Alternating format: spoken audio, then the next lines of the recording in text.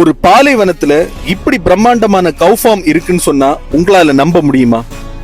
S, அந்த அதிசயத்தை சாதிச்சு காமிச்ச நாடு நம்ம கத்தார் தாங்க.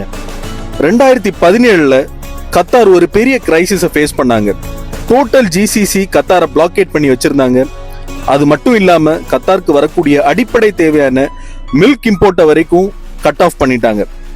அப்ப கூட கத்தார் கவர்மெண்ட் தடுமாறலைங்க. இமீடியட் ரெஸ்பான்ஸா யூரோப்ல இருந்து பிளைட் மூலமா 4000 மாடுகளை இம்போர்ட் பண்ணி ஒரு மிகப்பெரிய 100 யூனிட் ரோட்டரி மில்கிங் பார்லரை கன்ஸ்ட்ரக்ட் பண்ணி அதுக்கு பலத்னா டெய்ரி ஃபார்ம்னு நேம் வச்சு மில்க் ப்ரொடக்ஷன் பண்ண ஸ்டார்ட் பண்ணாங்க. From crisis to history.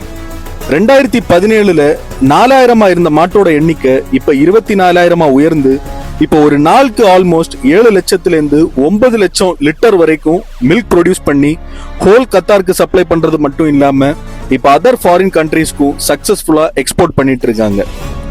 பலத்னா is now கத்தார்ஸ் dairy bright. இந்த மாதிரி யூஸ்ஃபுல் இன்ஃபர்மேஷன் கொடுக்குற நம்ம சுஜித் பிளாக்ஸ் பேஜை ஃபாலோ பண்ணி வச்சுக்கோங்க.